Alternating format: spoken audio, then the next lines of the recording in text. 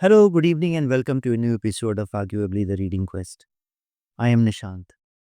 So, in this video, I'm going to talk about some of the books on poems, anthology of poetry that anyone must have if anyone were to start and embark upon a lifelong journey of reading poetry. Because you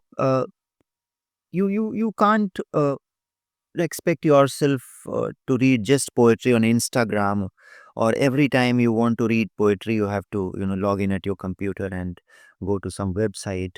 So online reading won't suffice. More to it, there are certain authentically annotated, curated, compiled books that you must have, that will give you the larger picture, the big picture.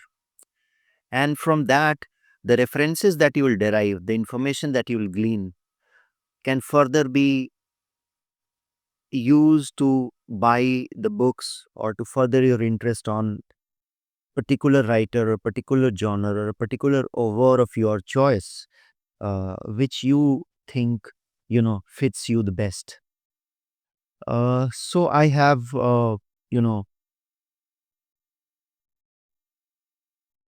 selected close to 5 books from my own collection of poetry that I think uh, all of you must have. As you can see, some of the books are you know pulled out from the pile of books here. I'll not call it pile, I'll call it the anthology of poetry here. So I'm going to start this book suggestion. So the very first book that I would like to display is the Oxford Anthology of Modern Indian Poetry. Now I hope all of us are fluent in one or the other tongue. We all of us have our own mother tongue: Hindi, English, Urdu, Bengali, whatever. But apart from that, I assume English is a lingua franca, and this is one book that has compiled poets starting from Tagore to Jayanto Mahapatra to Kafi Azmi to Shahryar to Vikram Seth to Nirala to Kamla Das. The volume brings together a composition of 125 poets in English and 14 different Indian languages. So I think this is one book published at Oxford University Press, which I think all of you must have, so that you will get a feel and taste of a particular writer of your own choice.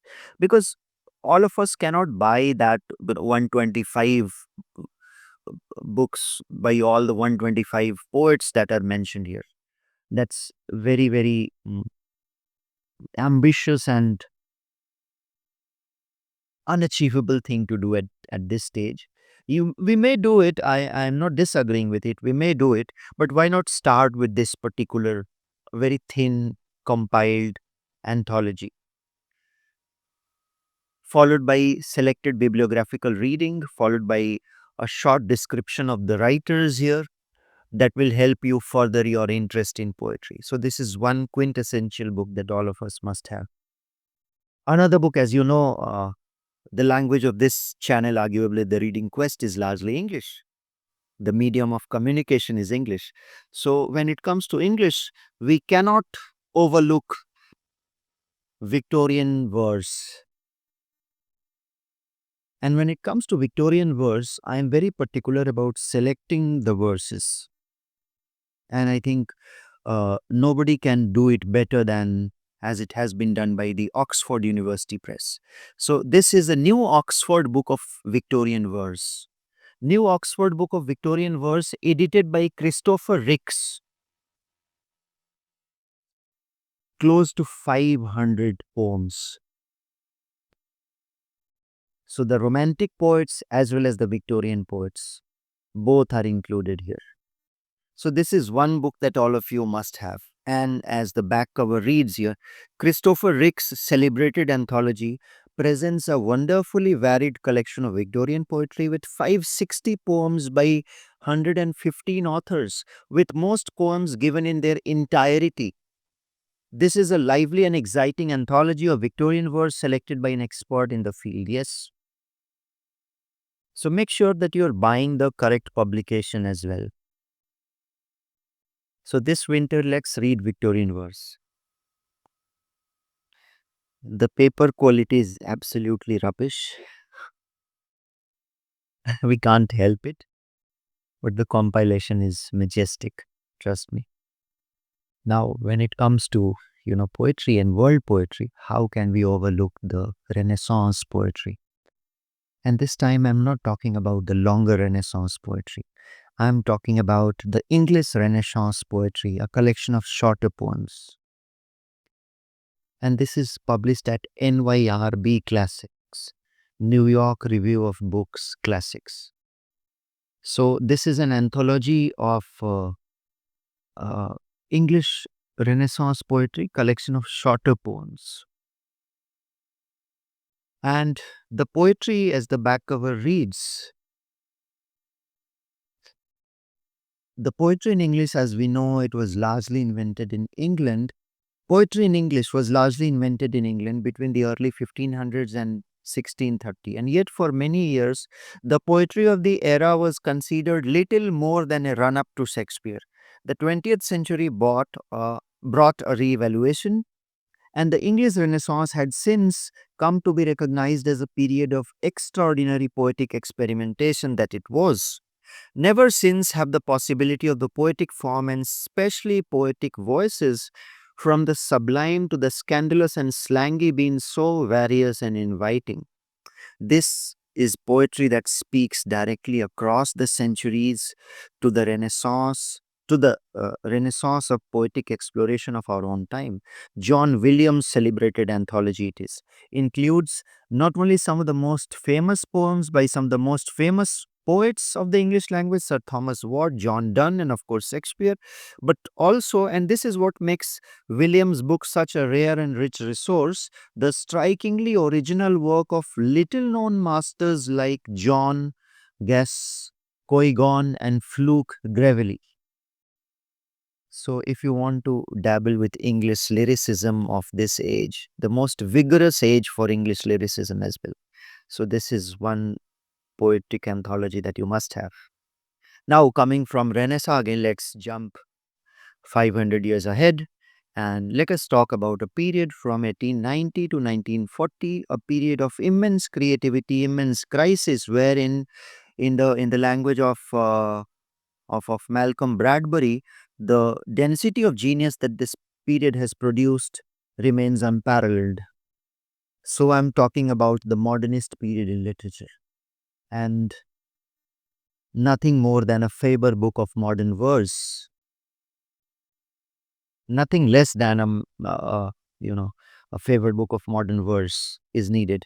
So this is the original Faber and Faber book of modern verse, edited by Michael Roberts, and it is influential in forming the tastes of generation and gave a concrete meaning to the phrase modern verse.